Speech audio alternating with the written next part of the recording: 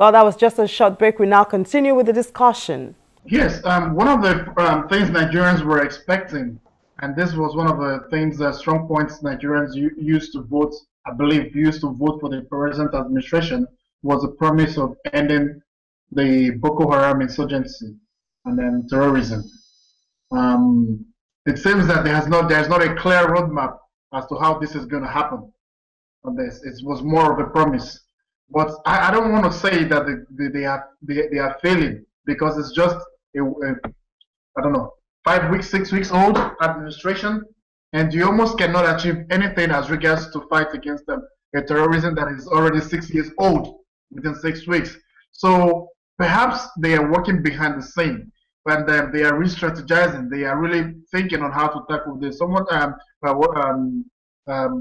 Akachukwu, his name, raised a point that now they are using more of suicide bombers, which is actually something that is almost impossible, because we don't have the mechanism to really detect people with bombs or strapped around them moving everywhere. So I think that if this government wants to take their campaign promises seriously, then they have to really look at the fight against these terrorists, because it was one of the things that they strongly used against the past administration. Now, how they achieve that is something which they actually will have to come up with. The president is a retired general, and perhaps he understands more in terms of war against terrorists or terrorism. The structure or the mechanism as regards to fighting these people is something which they have to really evaluate and see if they are getting all the support they need. If they need external support, there is no need. There's no point for Nigerians to say, "Oh, do not negotiate or negotiate." What we want is peace. If Boko Haram comes and say that they are going to negotiate, because I mean, I believe they are also dying. There are people they are reducing them in numbers as well. So whatever it is that is motivating them to kill themselves or to kill other people as well, they might one day realize and say that, okay, this war is not leading us to anywhere. Maybe we want peace.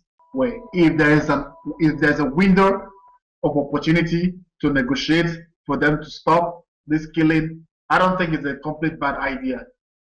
Someone is not going to say, "Oh, because this is we get sentimental as well." We say, "Oh, it's going to be the president, northern president. He's a Muslim. He's that. He's going to give his own people some favor." And they are twisting his statements last time, and he said, this fight is making people to really actually, the military should be conscious of the fact that there are people who also are still sensitive regards to religion and ethnicity in this country. So then it's been twisted in a different way. We should really look at the situation and say, and understand that we are fighting a war with some unknown people. If the people become known tomorrow and want to stop the fight, why not look at the possibility to stop the fight with them? There hasn't been a serious change with regards to how effective communication has been from what we did experience from the last administration and what the new administration is doing, which isn't good enough.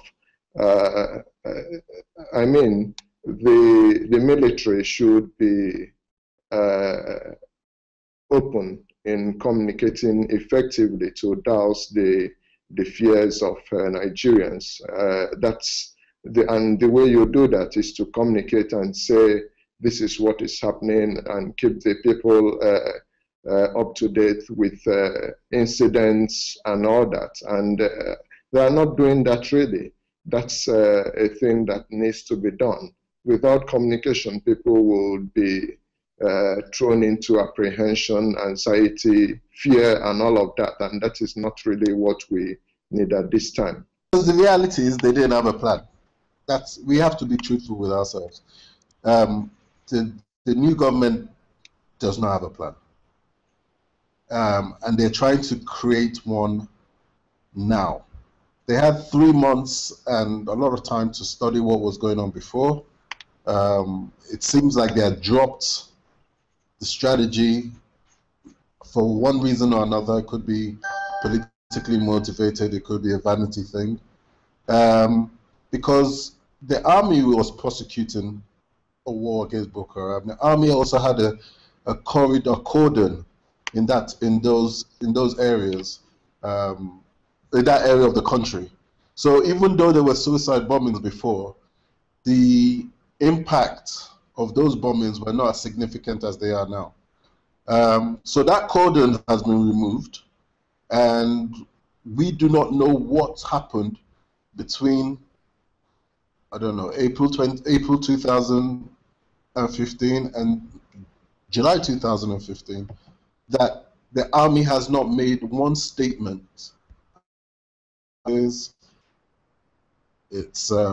cache, capture, or whatever of any Boko Haram suspects in the last 40 or 50 days. But the Nigerian military is not a political organization. They are not politicians, and they did not change hierarchy. The Buhari has not fired any security chief except the DSS director who was relieved of duty, which I don't know how they work together with the army to fight terrorism and then to deal with issues of security. But the army, the chief of army staff and the chief of general staff, chief of defense staff, these are people who were there from the last administration. I don't think the war strategy changed at the end on May 29th or on the 28th of May 2015. So I don't think that they should be waiting. If Buhari names a new minister, or if he's going to create a new, if he names a new chief of defense staff or minister of defense, a minister of defense is political, I would say, and the people who run the strategy on ground are the real military men.